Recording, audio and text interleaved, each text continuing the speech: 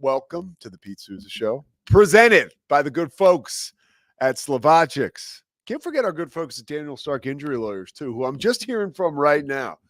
I put up yesterday, if you watched, we did my favorite horror movie villains and compared them to athletes or coaches or sports personalities. And I started the segment in the Halloween spirit, wearing the Michael Myers mask, and we had a lot of fun. We talked a little bit about Daniel Stark Injury Lawyers and how if Michael Myers, wow, he would be a great client for Daniel Stark Injury Lawyers, right? He would. So we love Daniel Stark Injury Lawyers. We love Halloween. Happy Halloween.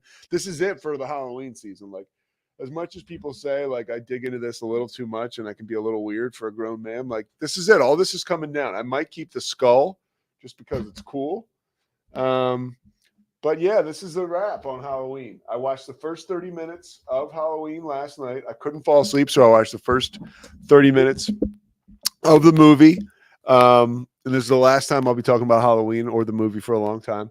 There is a scene in the movie that is the best. And God, I should have given it to you, Scotty. There's Jamie Lee Curtis, and she's got three of her friends. And Michael Myers drives by like a real slow roll to kind of size everybody up. And they say, "Is that Devon Givens?" and look, this is not a dude who looks like Devon Givens, okay? He just kind of slows down. He's got the mask on. But there's all kinds of oddities. But the movie was, I checked Rotten Tomatoes. It's like a 96. And when it came out, it had 4 stars. So, anything on Halloween, Scotty, for you? I think I'm going trunk or treating with my daughter. Oh, you are? Very excited about that. Where's the trunk or treat? I think we're going to MCC. Okay. Community college here. Did Cam ask you about this? No, he didn't. No, because he doesn't ask about people. Oh my god. See, that's that was kind of a breakthrough. I kind of have, interested. No, yeah, interested is interesting, right? And I'm interested in you, Scotty. Cam's not. He's interested in about one guy, Cam, right? And he knows that. We'll have Cam in our third segment. Most importantly, we're going to have Dan Ingham coming up in our second segment. I want to start this first segment by commending, by the way, Scotty on being a great dad and talking about the Yankees for being a crappy baseball team when it matters.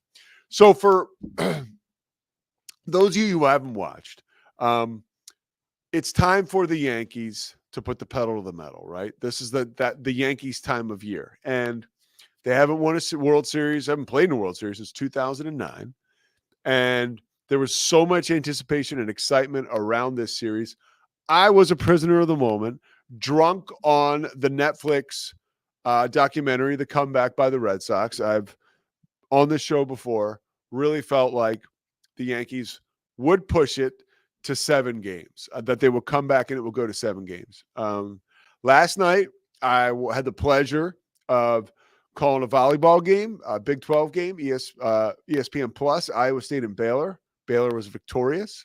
A lot of fun, really good game. You should go check out the Bears play at home. They play a game Friday night against Colorado. But I saw the Yankees were up 5-0. And I was like, wow, this is going to be like one of those things where the Yankees just beat them to death. And then all of a sudden, on the way home, it was 5-5. And then I got home. I saw the Yankees were up 6-5, and then the Dodgers get 2 runs, the sac fly, which ultimately becomes the game-winning run, comes across. And I thought, well, maybe they'll pull it out of their rear end, right? So Judge hits the double, and then I think he gets moved to third. So you got guys at second and third. So here's the deal. The inning ends, and I'm starting to like, I was working, so I really hadn't been that connected to local media. And so I'm scrolling through, and I'm like, wow, like, I guess the Yankees made a lot of errors in the 5th inning, like, to open the door to this tie game and ultimately now what is becoming a World Series clinching victory for the Dodgers. So I go back and I watch some of these errors. I was like, it was literally like a clown car had dropped these guys off in the Bronx and they got out and started playing baseball in the 5th inning. The Aaron Judge, this is like your MVP, right? I'm sorry. This is a mistake that in this period in the World Series, I'm I'm not going to say it's unforgivable because I don't know, man. That guy's not sleeping for a couple weeks unless he drinks himself to sleep, because I know he's a competitor. His success indicates that. And Scotty, did you see that last night? I didn't see it live. I got to watch So what are your the thoughts 7th when you through see it? 9th I saw live. What are your thoughts when you saw the coverage of him dropping that ball? It reminded me of Nelson Cruz. And was that 10 or 11 that I think it was 2011 that Nelson Cruz was running after that fly ball. Yes. When the Rangers had a shot to win the World Series. Yes. A much better shot than the Yankees had. Yeah. Might I Yeah. add. Oh, yes. And totally whiffed on it as Yeah. well. Just unbelievable. You can go the whole season. So you're a diehard Rangers fan. Oh, yeah. Now, that moment when that happened to you, there is no swifter kicking the nuts. No. But your team, you could say you brought it on yourself. Right. And so was it easier to lose that way? No. Okay. And that one, if I can be melodramatic for a second. Please. That was so much worse because you were 2 strikes away twice from winning the whole thing. Yeah, This that's wasn't awful. This wasn't trying to play back into a series. This was Rangers whiffed twice in 2011. You were 1 strike away 2 different times in the same ball game, and you blew it. So it made it way worse. I would much rather lose this. In fact, in 2010, the Rangers did lose. I think was that 4-1 or 4-2 to the Giants, and that was much easier to stomach. 4-1, right? Yeah, much easier to stomach that than when you're close. So to what you're saying, it was a bit of I was pulling for the Yankees because I wanted to see it go to 7 games, and I just like the World Series being a background for the sports world, for my life. It's just selfish. But when I saw that series of errors, a comedy of errors, I should say, I was like, I'm out on these guys in a sense where I still wanted them to win, but letting go for somebody like me who was not a diehard fan was very easy. I was like, these guys don't have what it takes to win a game of this ilk. They don't. And right. Like in the moments when it mattered, they blew. It's not that they got beat last night. They blew them. They blew it. And by the way, I take full accountability. I was wrong. I had a feeling I was wrong. Won't be the last time, but I felt really good about it too. I really felt good about it. But like, if I was a Yankees fan, I might even have like an easier time sort of just disconnecting to this team. I don't know, because they have the overwhelming talent all year long. That overwhelming talent had masked a lot of these, fundamental shortcomings they had. And last night you got exposed. And the season's over, and it doesn't mean the Yankees organization isn't awesome. It doesn't take back the fact they have 27 World Series. And it's amazing how much winning they have done. There is one thing, too, I will bring up, and maybe we can talk to Cam about this. So Hal Steinbrenner, Cam, you can tell me this. Since when has Hal Steinbrenner been running the Yankees? Since 2010. Okay.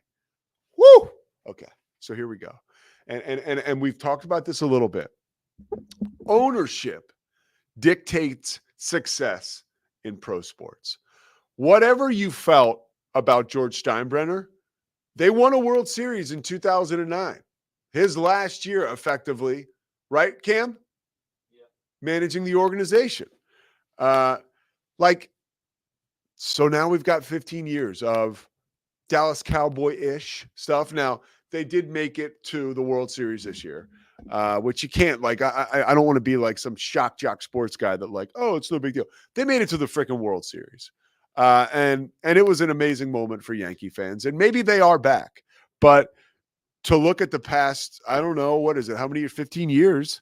It's like, oh, wait a minute. Maybe something's going on here. So I will say that is a thread that we see through a lot of these high-profile teams, whether it is the Cowboys, the Yankees, the Jets right now, the Knicks for so long. I mean, they're bouncing back, but we have these owners who are suspect, and we have these teams who, when they get to the big moments, and some of them really don't even get to the big moments, like we're talking about the Cowboys and the Knicks particularly. But when they do get to the big moment, like we saw, they crumble. So ownership is something that I think always kind of plays a role in this. And I was thinking about Hal Steinbrenner and George Steinbrenner being gone. By the way, I've said this before on this show. This was back in April. If you really want to hate the Yankees, you should go watch the documentary on Peacock about the 1990 New York Yankees. It is craziness. Like Mel Hall dating a like 15-year-old girl, moving in, living with her family. Um, oh gosh, there was so much other. It was the year George Steinbrenner hired a private investigator to follow Dave Winfield around and tried to say that Dave Winfield was involved with like mob guys. The team was the worst they'd ever been. So many crazy shit. So much crazy stuff happened. So whatever. That is. I may even go back and rewatch it now because I'm so mad at the Yankees for blowing it. But that 1990 season was a disaster. And then Steinbrenner got suspended for a few years, and then ultimately came back and surprised they started winning again. So that's the World Series. Baseball season's over. Good for the Dodgers. Whatever. It's cool that Ohtani won a World Series, I guess. Dan Ingham's coming up probably about 5-6 minutes. He's literally coming up to the Alico building. I saw he was in College Station today doing some work with First National Bank of Central Texas. With Scotty, we got to make sure, we'll talk to Mike, we got to have the First National Bank bar for when Dan comes in. So I want to talk a little bit about a revelation I had this morning, getting up, reading the newspaper, which I wish I had a copy in my hand, but it's impossible to get. And I was reading the New York Post, and I was reading about Karen Reed. And that's the woman who was accused of killing her boyfriend in Canton, Massachusetts. He was a Boston police officer. And they were together for 2 years. You know this. You know the case. You don't need me to give context to it. But what was it? A hung jury, Cam? Hung jury. So right now, we're probably going to do it all over again. And there's still the court of public opinion is wildly interested in all this. And everybody's got a take. Here's my take. And again, I try to base a lot of the stuff that I deliver here on like experience. Because like really what I think doesn't really matter. What anybody thinks, people can tell you what they think all the time. Okay, whatever. It's basically speculation, which speculation is another word for guessing. But when you tell me your experience and what you think your experience lends to a situation like this and how that plays into maybe an opinion or a theory, okay, maybe you got my attention. That's why I always love what former athletes have to say. And I don't necessarily want to hear I want to hear how their experience in the past can be applied to what's going on right now. A lot of times I'm more interested in the off the field stuff than what's going on the field, because I just think there's so much amazing stuff there that is still untapped. Locker room, road trips, whatever. But by the way, that alcohol and drugs is a part of that in a lot of some of these wilder stories about yesteryear in pro sports and college sports. But as far as today goes in this Karen Reed court case, I have thought this for a little while, just from the cheap seats paying attention to this, that they downplayed the alcohol, the impact that alcohol had on this entire situation, this entire relationship she had with this guy, who, God bless him, has passed away, was killed. And we still do not know how. But there was so much drinking that surrounded this night in particular, their relationship, but this night in particular. And I hadn't heard, at least I hadn't, and correct me if I'm wrong, I hadn't followed the court case that I just hadn't been so on top of it, like Turtle Boy, Cam's buddy, who's like has a major internet presence or whatever. Cam watches YouTube, and he was all over this case. But alcohol was an overarching like component to all this stuff that happened. And I've always thought that. And I felt like nobody talked about that. Like you can watch a whole, and maybe the people that mattered behind closed doors did, but I certainly didn't hear it. And it wasn't put out there in the public as much as I feel like was necessary if you really want to understand what happened that night. Like you can watch an hour or 2 hours of Dateline, which I did recently, about this. And was it my man Josh Mankiewicz? I forget. It wasn't Keith Morrison. But anyways, it was touched on the amount of drinking that was done that night in particular, but it wasn't like, look, dude, if everybody's not wasted, this guy doesn't die. That's a guarantee that I'm making right now. And now Karen Reed seems to, this Vanity Fair piece that came out today, she seems to be touching on the alcohol situation as well. Here's a quote that she had in the Vanity Fair piece. She says, I feel that everything in the 2 years I dated John was a precursor to this horrible decision of us to go out drinking and for John to think he was welcome with these people who never really acted welcoming to him before. So you got a guy that's drunk and is like, hey, let's go over to the party.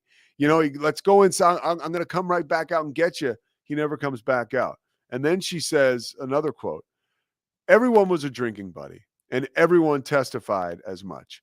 Alcohol is at the epicenter of this, and it was in my relationship with him. In hindsight, everything was just a precursor to this fateful, tragic night in his life, and to a much lesser degree mine.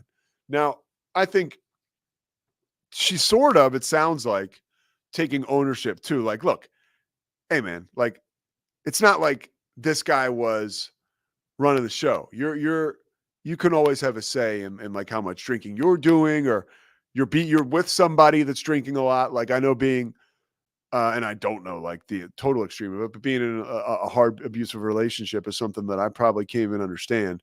But I do know that I've been in bad relationships where I've been able to kind of hit the eject button because there was kind of crazy stuff going on. And you'd like to think she had that opportunity and just stuck with this guy, maybe because she was in love, but there's ownership that she has to take on being a part of this situation that it seems like was predicated a lot of it was predicated on drinking. And like, I got another podcast. It's called The Payoff. I've been sober for almost 13 years now. And I'm not the guy who's always like jamming like, oh, everybody should not drink. That's not what I think at all.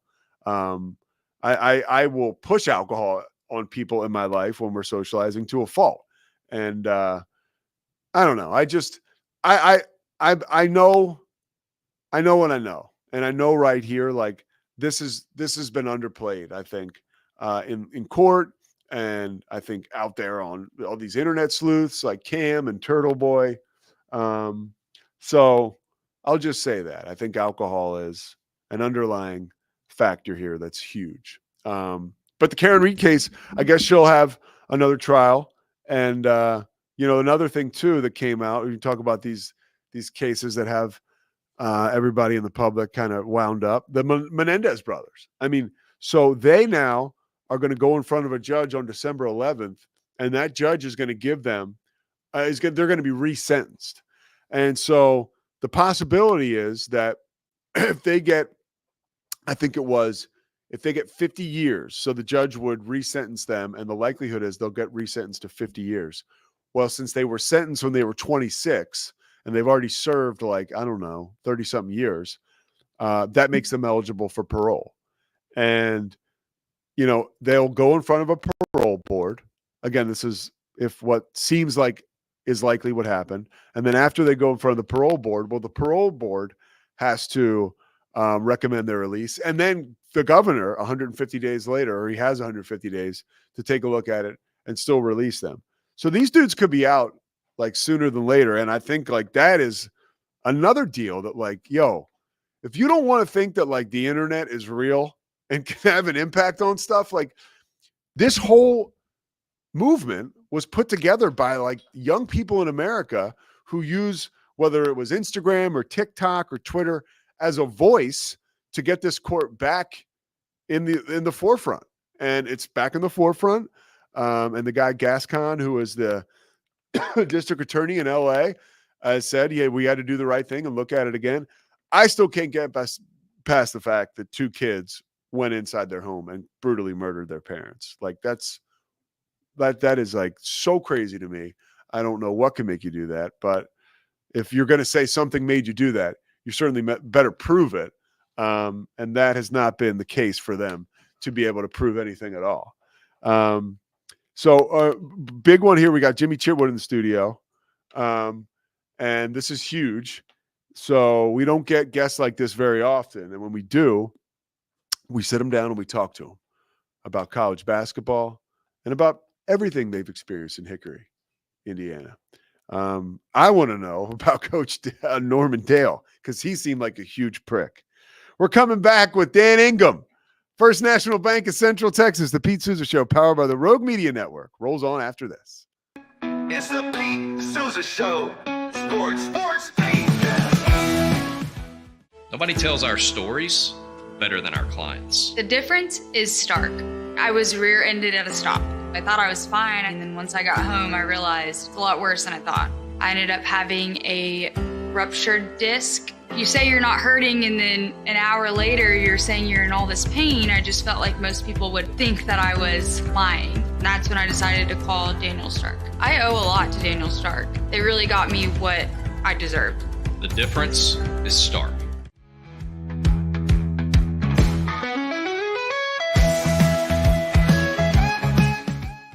We definitely love our relationship and love Extraco. It's been an amazing experience. They made the PPP process easier. They were reaching out to me saying, what can I do to help you? That made a huge difference because my stress level, when we shut down, to afterwards was night and day. Our experience with Extraco has been phenomenal since the very beginning, so we love Extraco.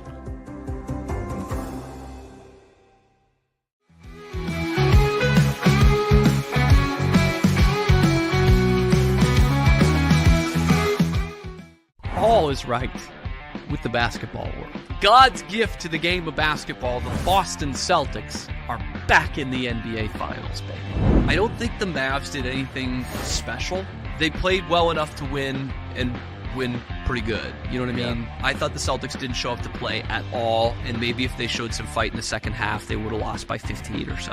Is he in the Red Sox Team Hall of Fame? He is also in the Red Sox Hall of Fame. Something about this guy being in the Team Hall of Fame. Yeah, I did. So, deserved, man. Which seems like it fit. Sports. The Rogue Media Network. Look at this guy. That's right. So in the huddle, when you said, I'll make it, did you really believe that? Of course. I looked right at Coach Dale and said, I'll make it. What was the play? Was it the swinging gate? What'd they run there? Oh, no, what was it called? Oh man, I should know this. I've only seen the picket fence. Picket fence. There we go. So the picket fence was the one that they ran. And that worked out really well. Yes. But this one was not designed for Jimmy. No. But he said he would make it, and he did. Yeah. That's right. I mean, come on. I mean, like you got Jimmy Chitwood on your team. You know, I get that. Like Michael Jordan, he dished off to Paxson and Steve Kerr because they double covered him. But come on, you got Jimmy Chitwood. You give him the ball. You give him the ball. Come on, we know this. We got Dan Ingham here, First National Bank of Central Texas. First thing I got to ask you. Besides, that's I'm telling you, that's an amazing Halloween costume, and you coming in here with that Amazon. on has literally sent me to the moon. I'm so excited about it. Second of all, you were in College Station today. Yesterday, actually. Yesterday. Yes. No, I appreciate. Okay. Yes, that's right. It was a big day for us. We so First National Bank of Central Texas. That's right. We are opening up a location down there, about a 21,000 square foot building. We've had a crew down there working out of a smaller location for a couple of years now, and it's gone so well. We're going to build them a big old one right on Highway 6 in College Station. That economy is booming down there, much like it is here in Waco, and so we're thrilled to open up a place down there. We have the gold shovels, all the fun stuff. So yeah, that's got to be a pretty big move. Yeah, it is. It's it's one of those deals we dipped our toes in the water and it's like going so well. So now you're ready to make this big commitment because it's a much bigger commitment when you build a 3-story, 21,000 square foot building. That's not free. They don't just hand that to you. So you got to spend a little money, but we're good with it because we feel confident with the team we have there and that market too. How does that affect your workload? Just adds to it, but it's all good. It's all good. I figured it just adds to it. Yep. All right, let's talk about college football. Let's talk about your experience with one of the Cameron Stewart, who's in the room right now, wrote an article in 2022 about the TCU BYU rivalry. It was for like Baylor Nation. Yeah. Baylor, sorry. That's Baylor. right. Baylor TCU. I knew what you meant. So the article is wonderful. Okay. And I'm going to talk to Cam about that when he comes on after you. because it really, for somebody like me who's not from here, as much as you want to say you followed the Southwest Conference when you were a kid or the Big 12, you know nothing about this rivalry, Sure. unless you know.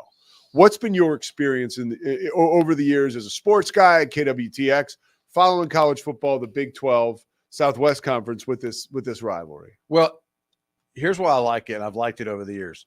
There's a little bit of hate in there. All right. I kind of like that sometimes. That's kind of fun. Not like, over the line, but there's a little bit of, you know why? And this is my theory. And I didn't go to either school, but both schools are kind of similar in a lot of ways. They kind of have a lot of the same students from the same schools.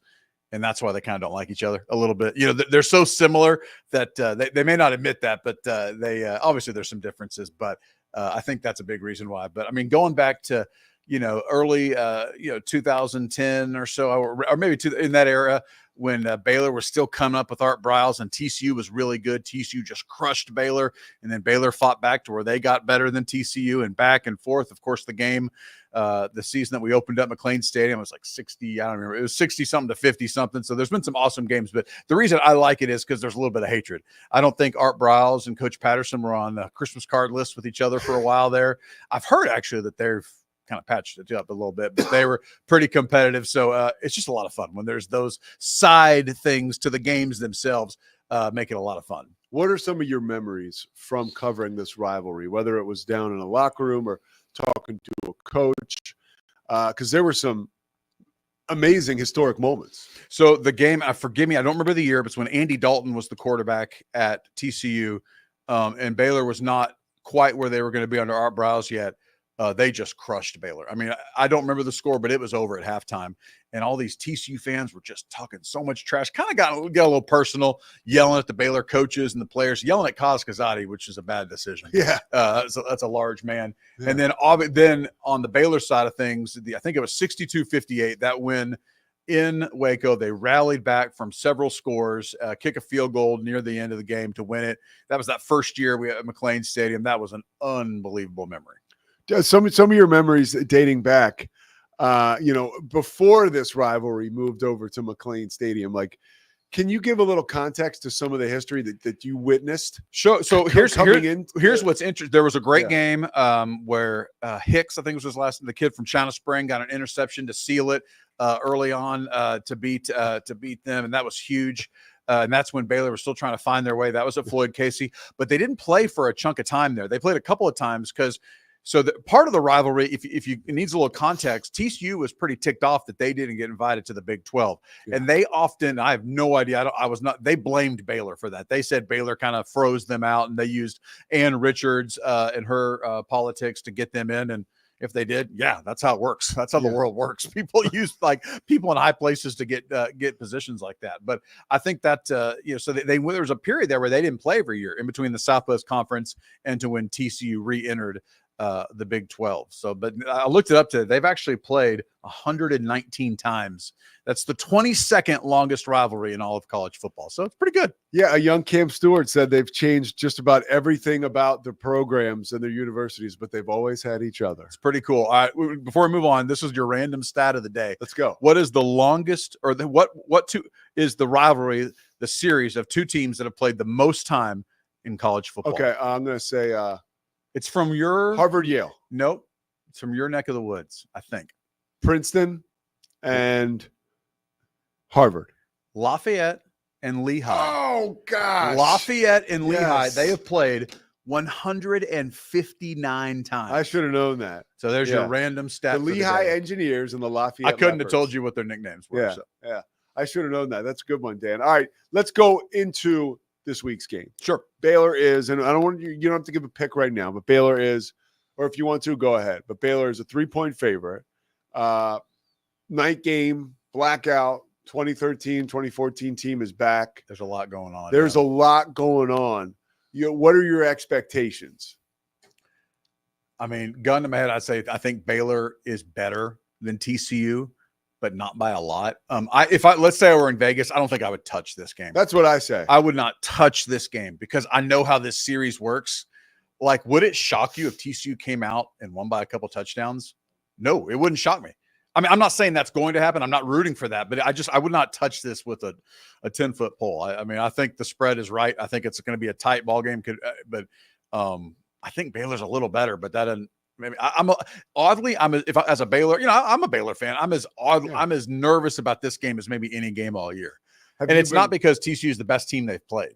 What about this turnaround or mini turnaround, reboot, whatever you want to call it, has grabbed you?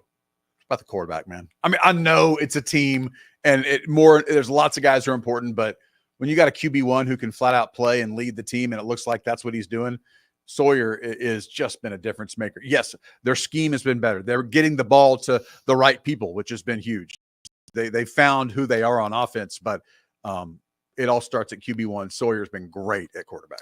He has, and I feel as though he is.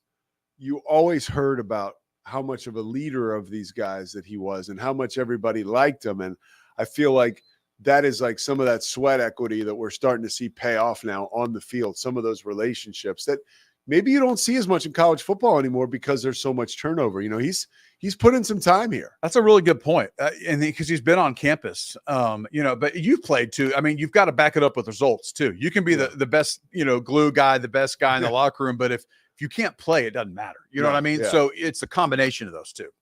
All right, let's talk about the game itself. Who do you have winning? I mean, I'm going to say Baylor by a score. In fact, just because let's say they win but on a last-second field goal, just to kind of bring some history back into it.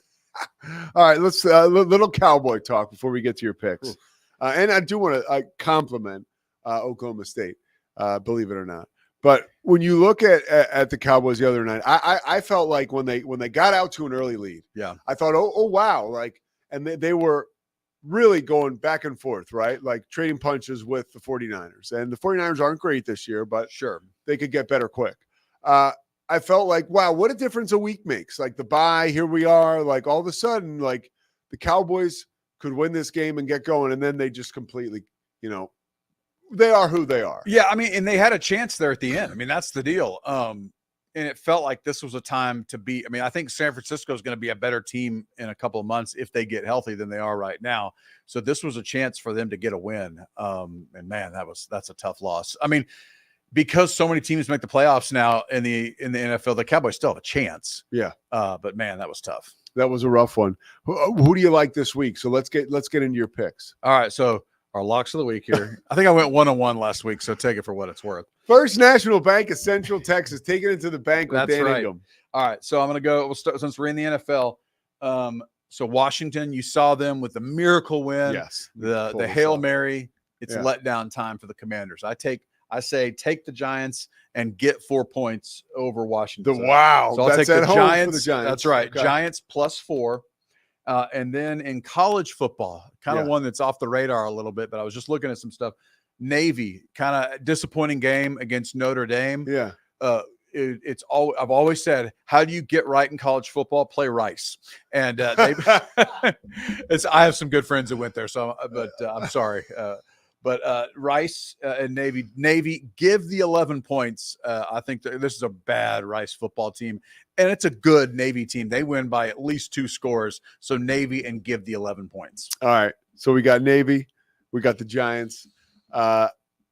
If you were, I can't resist. If you were the athletic director at Rice, okay, like they were like, okay, Dan, we're going to give you $1.5 million a year. You're going to be the AD at Rice. What is your approach to getting that football team back up to a competitive level, at least? So I'm at Rice University, which has some of the most brilliant graduates in the world. And I guarantee there's some folks with some serious money that have started some tech startup somewhere, get some big time NIL cash. That's how you do it at Rice. Now, granted, you are limited in your pool because of the academic standards at Rice. So you're competing against schools like Stanford, Notre Dame, Navy, Army, Air Force, but get some of that NIL money. And the kid who has really good grades become, if Rice is offering you a bunch of cash, maybe that's where you end up going. So it's all about getting that NIL money. Why do you think that they haven't embraced that? There was a minute where they were like, yeah, they were in the Southwest Conference, competitive. They've been solid at times. They really have. A friend of mine played there. Oh gosh, it's been 15 years ago. Mm-hmm. And they went to a couple bowl games. And interesting, like his position coach was Tom Herman. I mean, they had some great guys on kind of small world, but play Rice if they recruited me. It's like one of the best universities in America. Yeah. Yeah. It's a great school. It's Texas football. I mean, there was a moment where it would have felt good to be a part of that. But right now it's, we had dark times. We had a kid, a guy named Randy Kitchens. He played at Robinson maybe 15 years ago. Great athlete, led Robinson High School to the state championship game, and then went to Rice and had a solid career there as a wide receiver and got to play in a bowl game or two. And oh, by the way, he got a degree from Rice. So I mean, there's worse things to do. Yeah. All right. What about Oklahoma State? And here's a compliment. You really grabbed me this week when I saw what Ollie Gordon had to say. Yeah. About that. Hey, my mom would have been like, "What are you doing? You can't quit on your team." And what kind of guy would I be to quit on these my teammates now? For me, I was like, wow. Like if you're an NFL scout or somebody in the front office, like he's got to that's got to move him up the chart. Yeah, that's refreshing. I'd like to think that his play is not tied to any kind of his NIL money is tied to how many games he plays. But either way, it sure. Dan, why do you got to ruin it? Well, I know. I'm like again. It is possible. I'm just throwing it out there. But the reality is it's pretty cool to see. And he's been a guy you could tell really loves Oklahoma State and loves it there. And so he's an easy guy to root for. I know this year has sucked. I mean, that's just all there is to it. They've lost 5 games in a row. I don't think Oklahoma State's done that in 20 plus years. And they're in real jeopardy. I think they have a 20-year bowl streak, which is like the 3rd or 4th best in all of America. It doesn't look good. I mean, they've got to win 3 out of the next 4, which is possible in the big, but I mean, it's hard to see too. So it's kind of wild. I know they took a lot of pride and they haven't missed a bowl game since like 2004. So that's kind of tough to see. But yeah, it was cool to see him say that and say that he's playing ball. Is the seat hot for Mike Gundy at all? No, he's got a lot. He has a lifetime contract. Nice to hear that. I mean, like, I thought Gary Patterson would never get let go at TCU. So I shouldn't say that but like, there's Mike Gundy, and then there's every other coach that's in the history of Oklahoma State. Yeah. So it's really not even close. Yeah. All right. Dan Ingham, take it to the bank. First National Bank of Central Texas.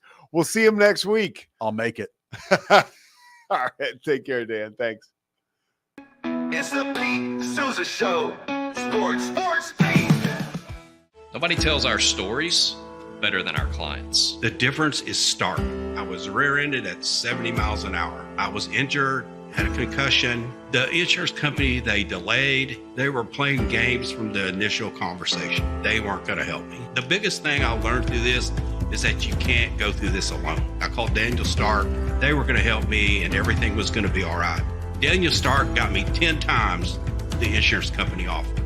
The difference is Stark.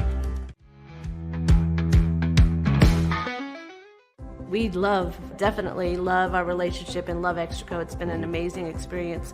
They made the PPP process easier. They were reaching out to me saying, what can I do to help you? That made a huge difference because my stress level, when we shut down, to afterwards was night and day. Our experience with Extraco has been phenomenal since the very beginning. So we love Extraco.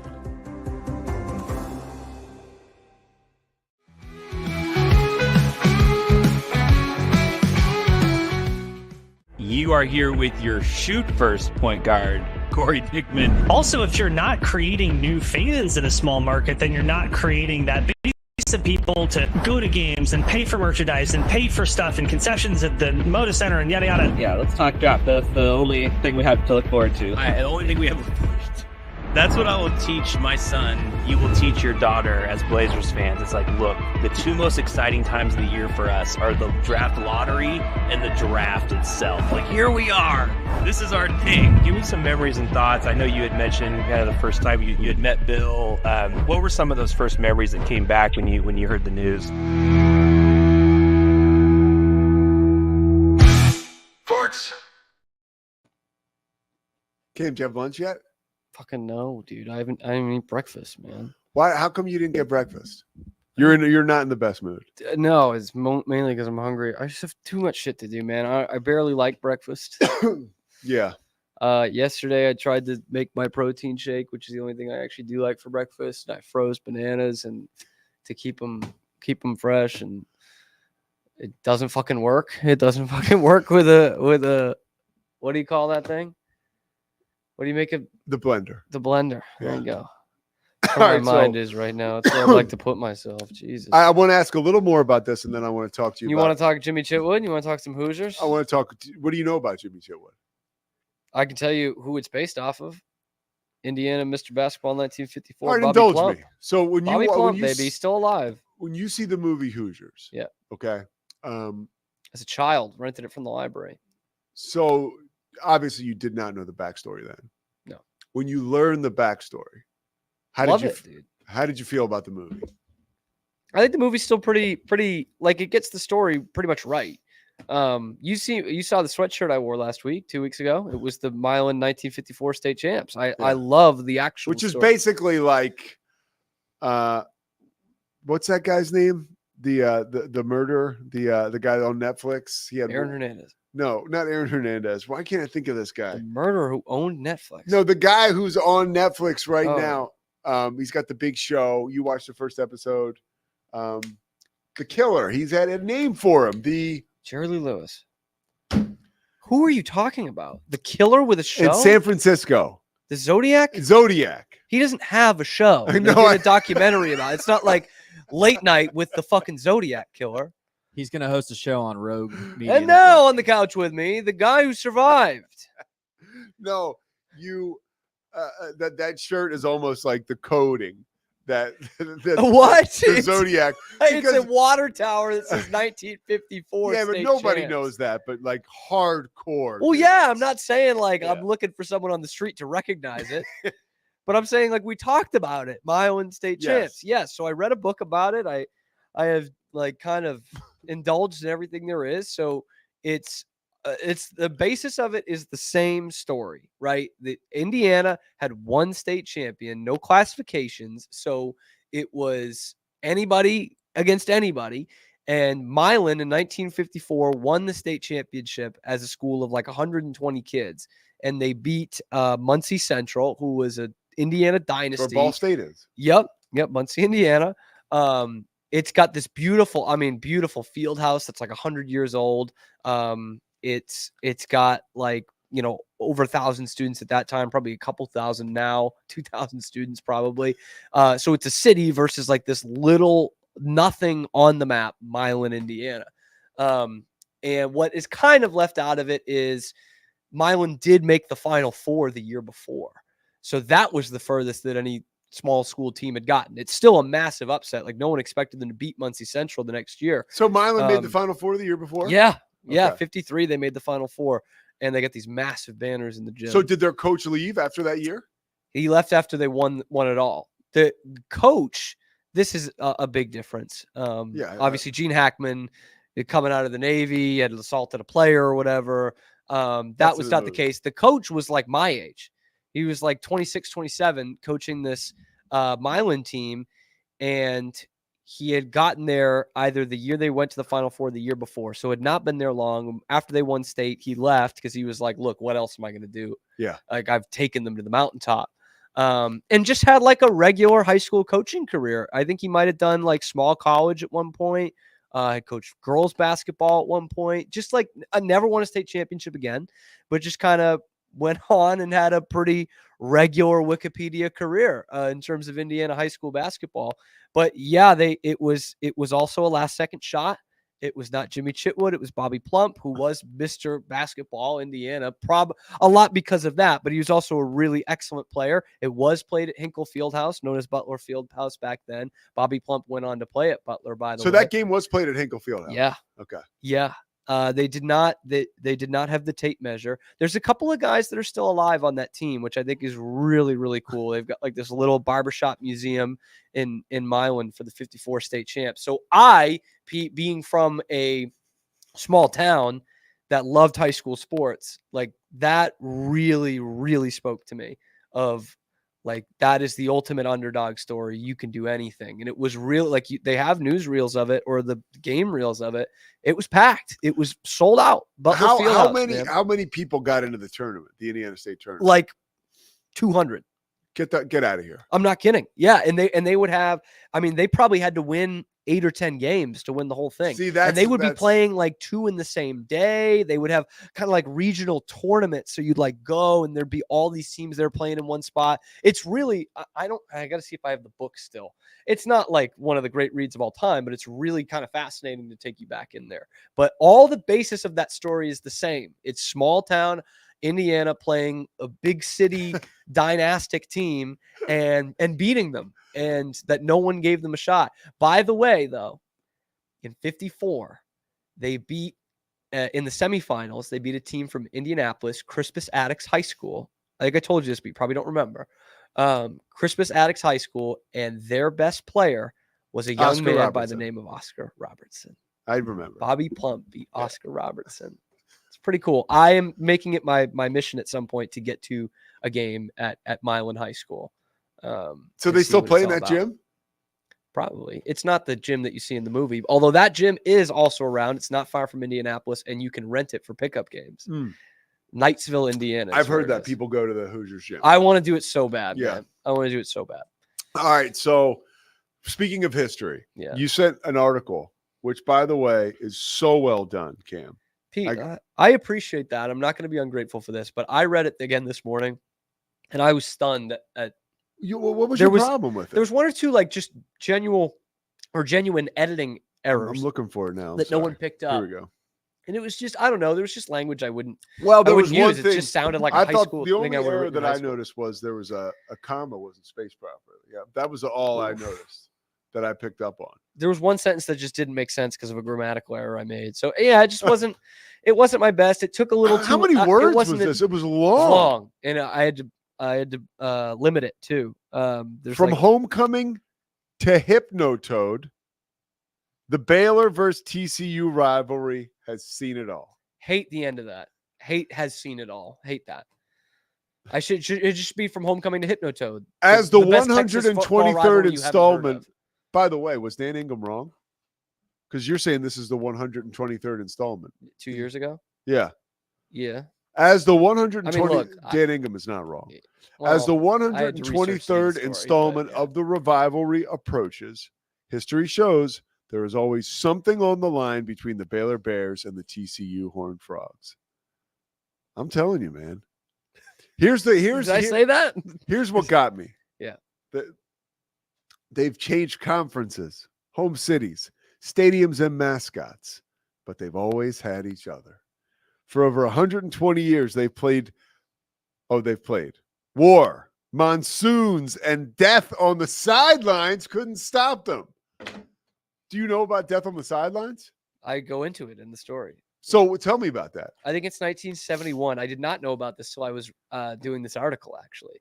The TCU coach, I think his name was Jim Pittman, had a heart attack on the sideline pregame and was rushed to the hospital. No, you're not supposed to say that in news. He went to the hospital and he died like as the game was going on.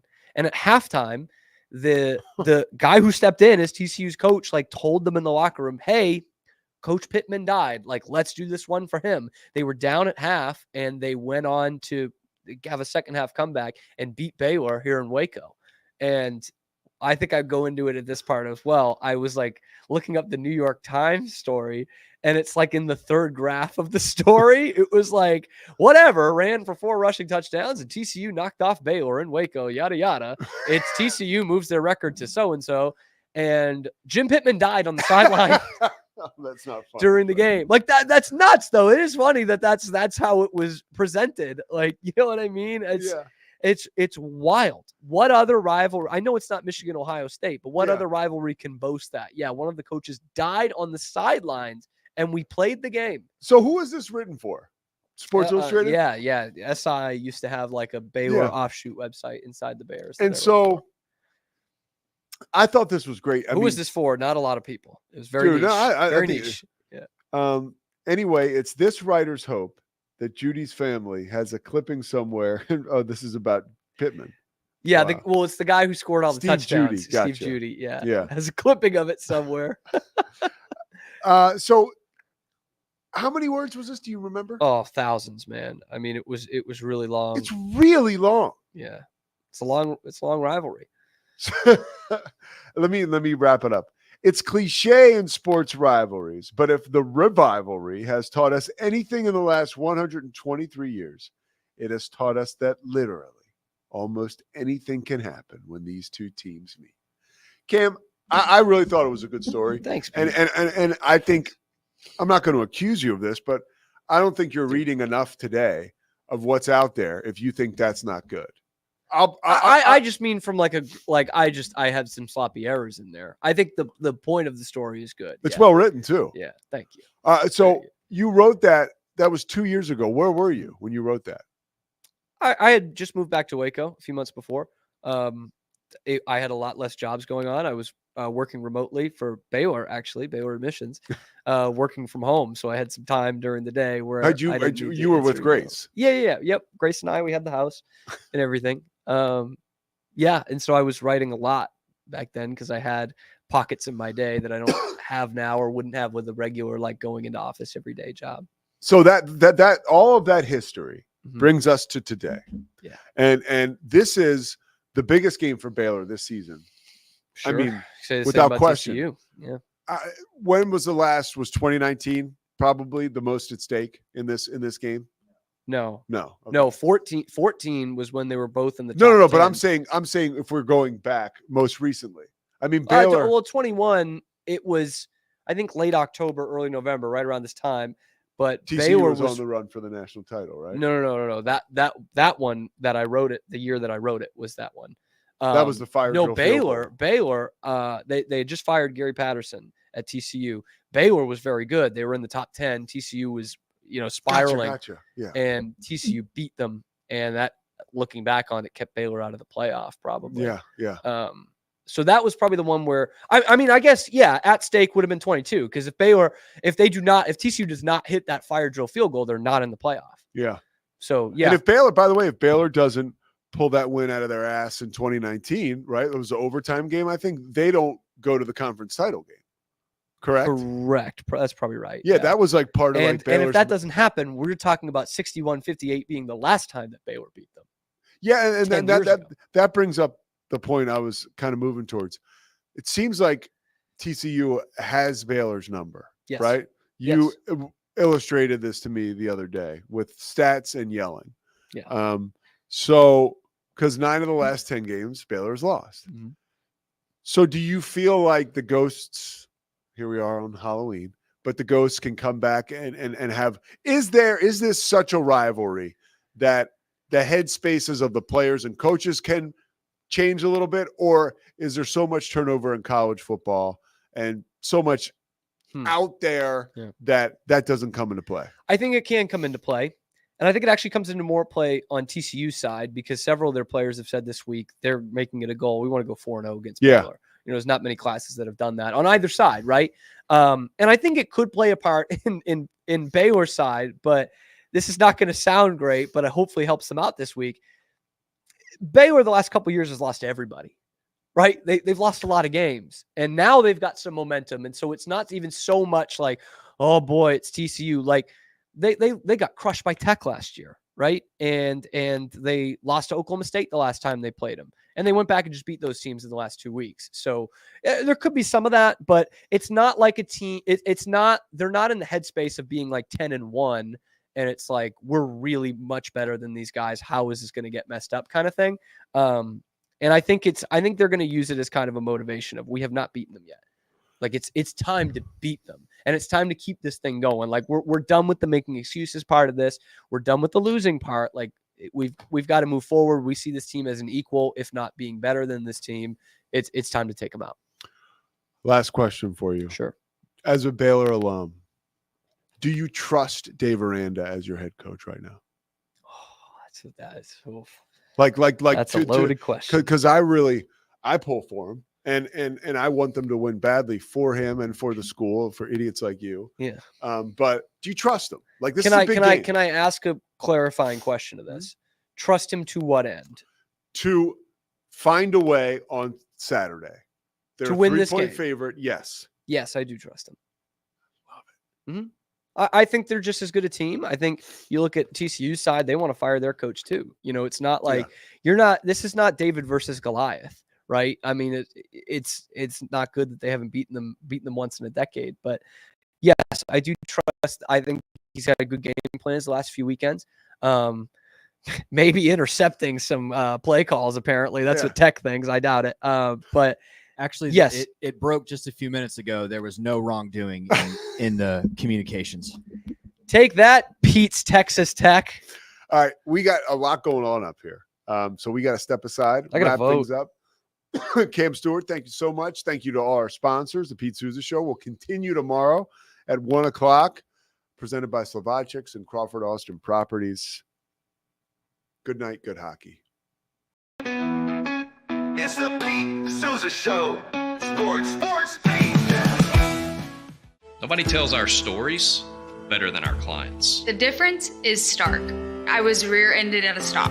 I thought I was fine, and then once I got home, I realized it's a lot worse than I thought. I ended up having a ruptured disc. You say you're not hurting, and then an hour later, you're saying you're in all this pain. I just felt like most people would think that I was lying. And that's when I decided to call Daniel Stark. I owe a lot to Daniel Stark. It really got me what I deserved. The difference is stark. We definitely love our relationship and love Extraco. It's been an amazing experience.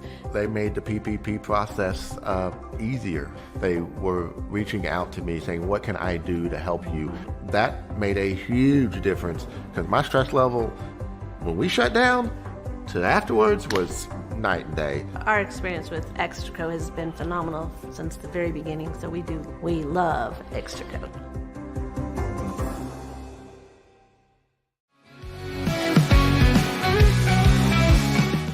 I mean, yeah, a new coach comes in, they're going to turn the roster. I think that's just we've got all these transfer portal stats and what Dion did and what Fritz has done. I mean, that's the deal, man. That's the game that's being played nowadays. Maybe a little bit unknown at quarterback. I mean, unknown to the rest of the world, but you know, he dove into the portal and got a guy who is super, super athletic. South Dakota State's really good. Give us a little bit of breakdown about what they can do and what Oklahoma State needs to be worried about. But look at that form right there. I need to say nothing else about this because I found one.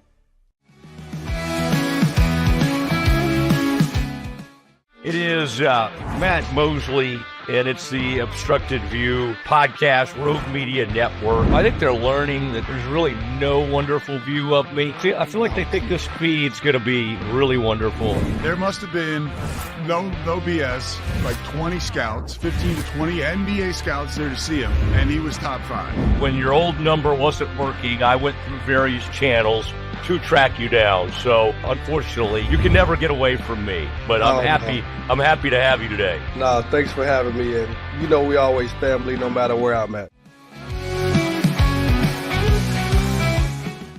All is right with the basketball world. God's gift to the game of basketball, the Boston Celtics are back in the NBA Finals, baby. I don't think the Mavs did anything special. They played well enough to win and win pretty good. You know what I mean? Yeah. I thought the Celtics didn't show up to play at all, and maybe if they showed some fight in the second half, they would have lost by 15 or so. Is he in the Red Sox Team Hall of Fame? He is also in the Red Sox Hall of Fame. Something about this guy being in the Team Hall of Fame. Yeah, it did. So, deserved it, man. Which seems like it fit. Welcome to a special edition of the Doomsday Podcast. Look at this. We got one of the great golfers in the world, certainly one of the great pass rushers in NFL history. But he also had a vision for you. And so it was like you had the best of both worlds, right? You had somebody on you early, and then you had somebody who was maybe more relaxed. What were a couple of your biggest takeaways? The person you referred to that I spoke with, I've spoken to some personnel people and general management of the league to get some, independent, objective assessments of the players the Cowboys picked, and we'll go through that. Has the general manager changed at all in the draft? Nope, it's been the same since I was here the last time.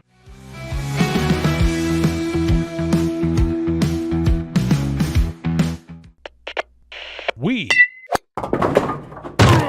are Rogue Media Sports.